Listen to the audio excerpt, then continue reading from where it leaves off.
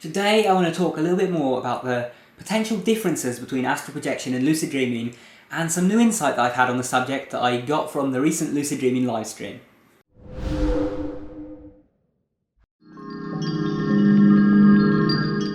Hey guys, welcome back to Tipharot, it's me Matt here, and today I'm talking about astral projection once again. Now, if you've watched my previous videos on the subject, you'll know that I've had several experiences with it, and based on those experiences, I simply can't conclude that it is the same thing as lucid dreaming. Now, I don't jump to the conclusion that you're actually leaving your body or that you're, visiting some other plane or anything like that. Maybe that's what's happening, but I kind of haven't jumped to any conclusions because I haven't had any, solid evidence that that's what's happening. But I do believe that it is something different from a standard lucid dream. So, I've been trying to figure out why it behaves differently and, learn more about it. And one of the things I suggested in one of those videos is that someone take people who believe they can astral project and monitor what is going on in the brain. What I didn't realise is that this has actually already happened. You see, I was watching the recent Lucid Dreaming livestream on Lucid Dreaming Day that Daniel Love did on his channel, TheLucidGuide, which I'll put a link to down below so you can check that out. Anyway, on his live stream he had Dr. Keith Hearn there, and if you don't know this, Dr. Keith Hearn is the guy who first proved that lucid dreaming exists in a laboratory. This was in his famous experiment where he got people to actually signal with eye movements from within a dream to say that they were lucid. And he was on a live stream, and at one point there was a question asked by one of the people who was viewing the live stream about the differences between astral projection and lucid dreaming, since this is something that all of us are debating all of the time. And so they asked, and Keith said that he'd actually done research on people who believed they were having out-of-body experiences, and he had actually monitored what was going on in their brain. And what was very interesting is what he then went on to say.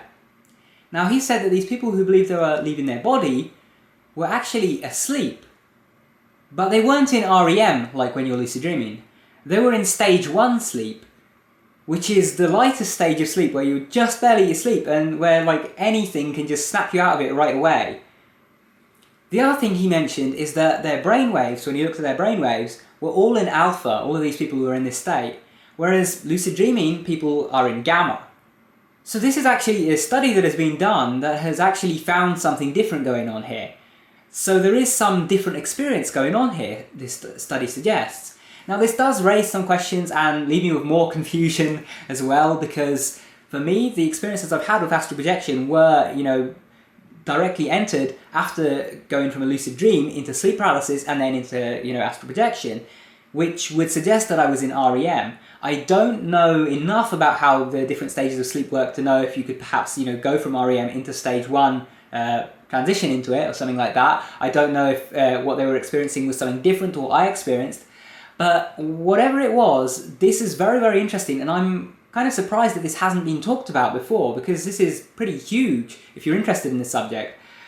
I mean, if you think about it, that means there is some other experience similar to lucid dreaming that occurs during sleep, but it is separate from the other experience. It is kind of confirming what I was saying before, that these are two separate experiences, but experiences that happen in a very similar manner, while you're asleep.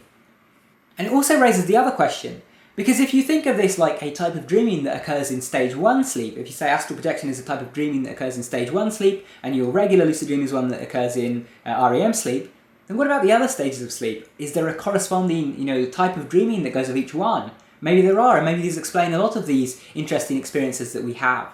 Now, unfortunately, I wasn't there the day of the live stream, so I didn't actually watch it until a day later. So I didn't have a chance to ask him any questions about it at the time, but when I was watching that part of the live stream, I just got so excited because that is something that I've never even heard about before. I never even heard about this research, and it does explain a lot of things. So for example, I mentioned that when I went through astral projection, I noticed, for example, that things didn't seem to change in the way they do in a lucid dream.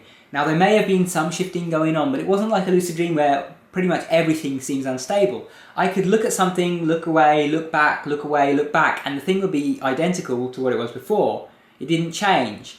Also, I could read text perfectly fine. I was able to read big blocks of text, and it was just like reading text in the real world. There was no, shifting characters or words changing or anything like that. There was also the aspect of me, not seeming to have a body in that.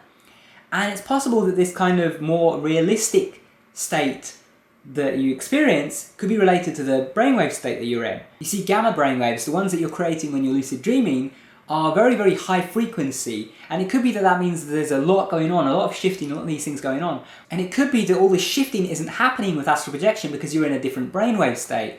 The other thing that this explains, and this is something that has been puzzling me for ages, is why people claim they've had, astral projections or out-of-body experiences in the middle of the day when, they haven't slept before or anything. Because with lucid dreaming, you have to be in REM to do it.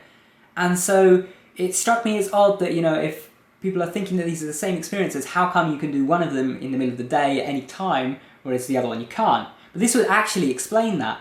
If this is a different experience that doesn't require you to be in REM, then there you go. That's why people are able to do it in the middle of the day. Stage 1 sleep is the first stage of sleep that you go into. It happens very quickly, so you don't actually need to sleep before to do it.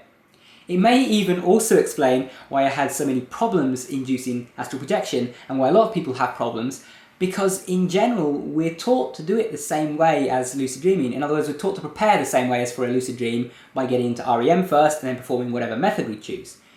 It may be that that step of preparation is incorrect and we actually do not need to do that, and we're better off not doing that and actually trying it from a waking state. So I'm actually going to experiment with that, in the near future and see if I can find out more. But that is very, very interesting, and I just wanted to share it with you guys because, I'd never even heard of this before, and I'm sure most of you guys haven't either. It's very fascinating. So what are your thoughts on this? Are there maybe other states like this that occur in the other stages of sleep? And why do you think it occurs the way that it does in this stage? Do you think, the people in this study were actually astral projecting, having out-of-body experiences, or do you think that there's something else that they're experiencing there? Obviously there's a lot of variables in this, so it's hard to know what's going on because you can't look in someone's head and see, are they actually having an out-of-body experience? Are they just imagining themselves somewhere? Are they, dreaming? Is it something else entirely? Are they hallucinating? There's all of these different states of mind that you can experience, and it's, impossible to really know which one someone is in. But it does sound like, something different was going on in this study to lucid dreaming. Different brainwaves were being produced, and it was a different stage of sleep. And these people all thought that they were actually, leaving their bodies. So maybe this is the difference between the two things. So anyway, I hope this video hasn't dragged on too long. I tried to keep it short. I wasn't really paying much attention to the time though. I hope you guys have enjoyed and found this interesting. If you did, remember to subscribe up there for more.